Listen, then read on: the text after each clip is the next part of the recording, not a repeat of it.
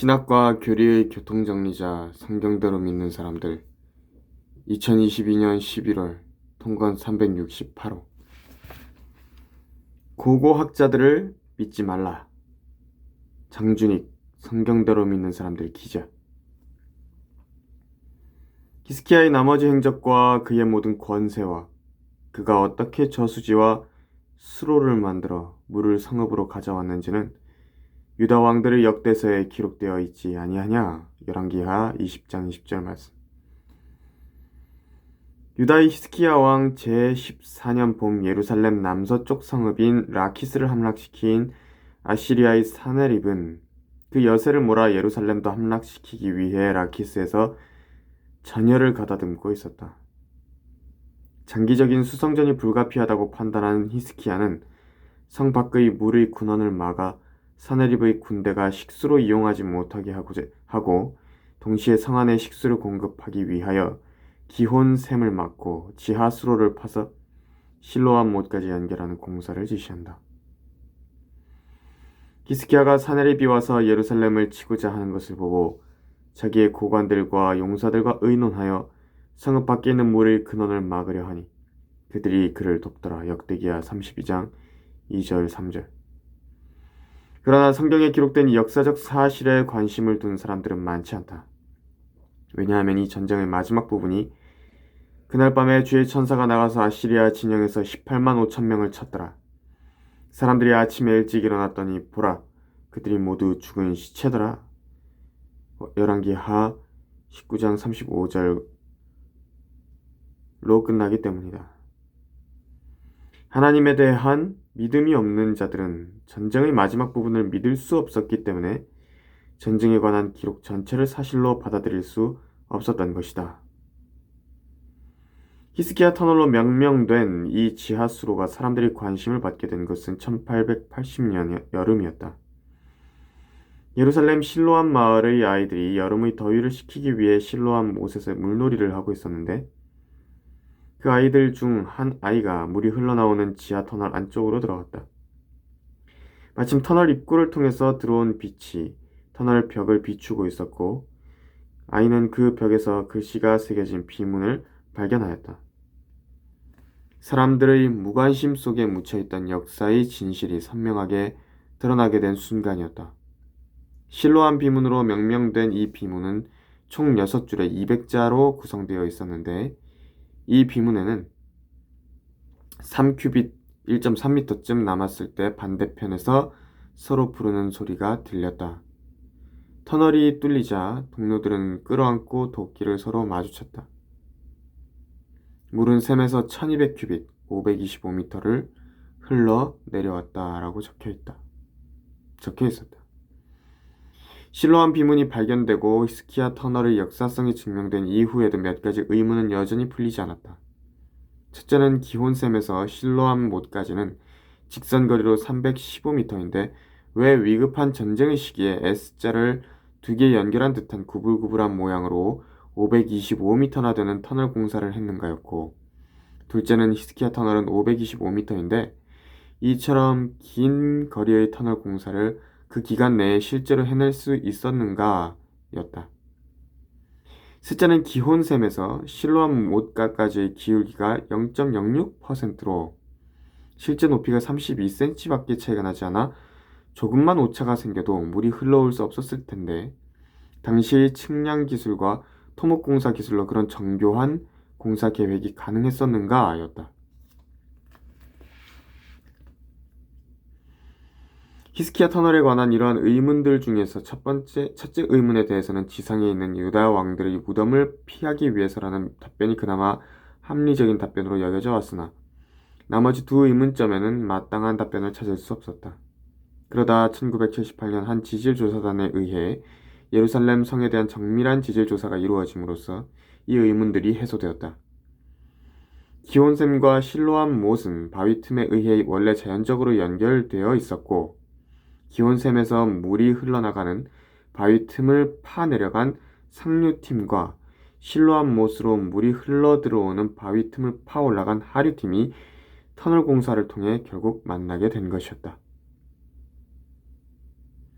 지질조사단은 기온샘에서 실로암못까지 자연적으로 형성되어 있던 바위 틈이 4만 년 전에 형성된 것이라고 주장함으로써 발굴 현장에서 직접 발굴하거나 역사의 현장에 가까이 있었다는 사실이 결코 하나님과 성경에 대한 믿음을 향상시켜주지 못한다는 사실을 다시 한번 확인시켜 주었다. 히스키야가 확신을 가지고 오직 하나의 공사 계획을 통해서 지하수로를 완성하였는지 아니면 여러 방향의 수로 공사를 실시하여 그중 하나를 성공한 것인지는 성경에 나와 있지 않지만 이 전쟁의 전체 흐름으로 볼 때 하나님께서 히스키야나 이사야에게 주신 지혜에 따라 히스키야가 이 일을 행했으리라고 생각하는 것이 올바른 성경적 해석임은 두말할 필요도 없다. 하나님께서는 하나님을 두려워하는 사람들에게 지혜와 명철을 허락하신다. 많은 고고학자들이 여리코성의 붕괴를 성경에 기록된 대로 믿지 않는다.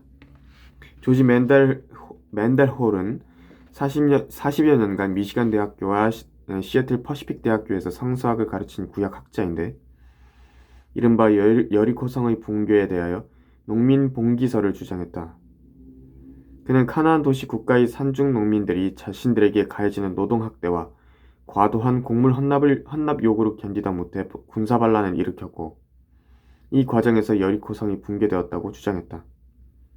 그러나 여리코성의 발굴을 통해 곡식이 가득 든 항아리들이 불에 탄 그대로 발견되어 이러한 주장은 신빙성이 없음이 밝혀졌다.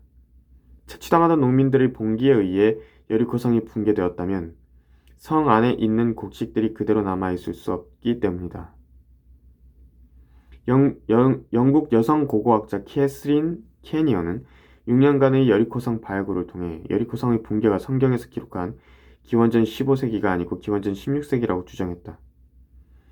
여리코성의 붕괴 원인도 이스라엘에 의한 것이 아니고 힉소스 패전병들이 이집트에서 쫓겨나 북상하면서 여리코를 침공한 것이 그 원인이라고 주장했다. 발굴 자료에 의한 그녀의 주장은 큰 파장을 일으켰으며 학계에서 광범위하게 수용되어 성경 고고학의 거대한 실망이라고 일컬어질 정도였다. 케냐연의 주장은 캐나다 토론토 대학교의 브라이언 우드 교수에 의해 정면으로 반박되었다. 도기분석법의 대가인 우드 교수는 여리코성 유적에서 발견된 항아리들이 기원전 15세기의 것임을 확인함으로써 여리코성의 붕괴가 성경에 기록된 연대와 동일한 시기임을 밝혔다. 맨델홀 교수의 농민 봉기설의 경우와 마찬가지로 여리코성에서 곡식이 가득 든 항아리가 불에 탄 그대로 많이 발견됨으로써 힉소스 패전병들에 의한 붕괴가 아님이 확실해졌다. 힉소스 패전병들이 약탈하면서 식량이자 화폐 대용품인 곡식을 그대로 두었을 리 없기 때문이다. 성경의 기록이 올바르지 않다고 주장하는 학자들도 하나님과 성경에 대한 믿음이 없는 자들이지만 성경의 기록들을 어떻게 해서든지 과학적으로 설명하려고만 드는 학자들도 믿음이 없기는 매한가지다. 성경의 사실을 어떻게든 자신들의 머리로 이해되는 수준으로 끌어내려야 한다고 생각하는 무지한 학자들의 노력은 오히려 성경의 무호성을 훼손할 뿐이다. 고대 그리스 역사가 헤로도투스는 사내립 군대의 병사 수가 줄어든 것을 들쥐떼가 몰려와 무기들을 갉아먹어서 그렇게 되었을 것이라고 추측했으며 유대인 역사가 요세푸스는 하나님께서 보내신 급성 전염병을 그 원인으로 제시했다. 쥐들이 무기들을 갉아먹으면 병사의 수가 줄어든다는 발상은 불합리할 뿐만 아니라 억지스럽기까지 하다. 요세푸스는 왜 주의천사라는 단어를 급성 전염병이라고 바꿔 읽는가? 그는 무지한 성경 독자들이 주의천사를 성경에 쓰인 그대로 믿을까봐 성경을 과학적으로 바꿔 설명해 주어야 한다고 생각했는가? 스탠퍼드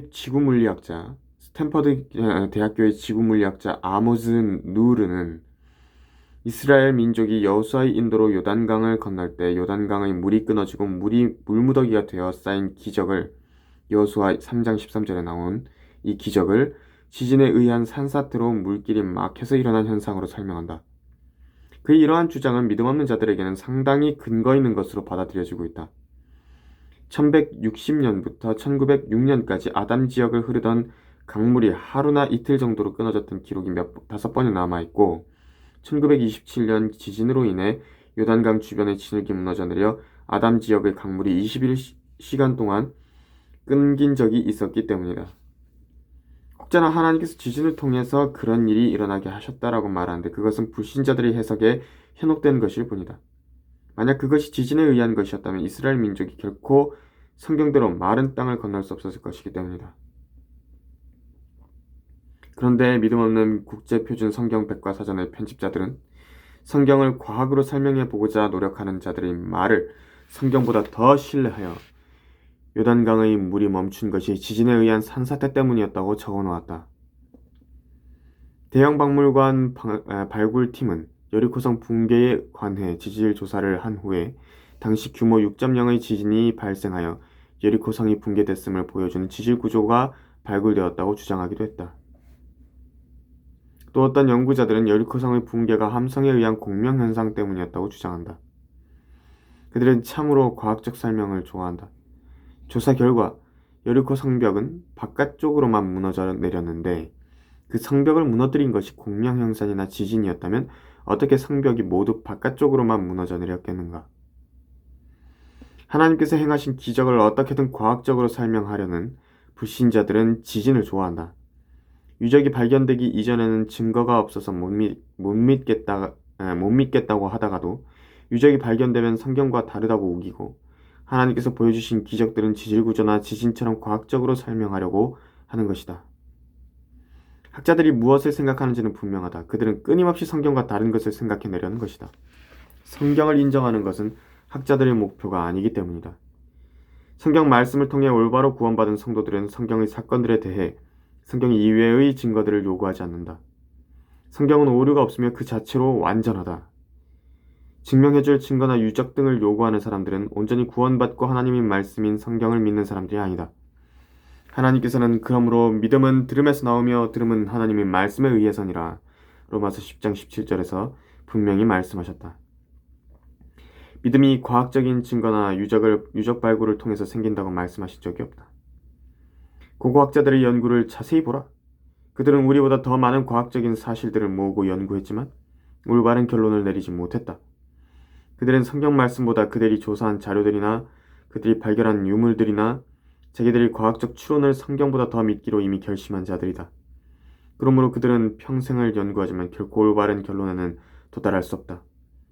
항상 배우나 진리의 지식에는 결코 이를 수 없느니라. 디모데후서 3장 7절 말씀. 성경대로 믿는 사람들에게는 과학적인 증거가 불필요하다.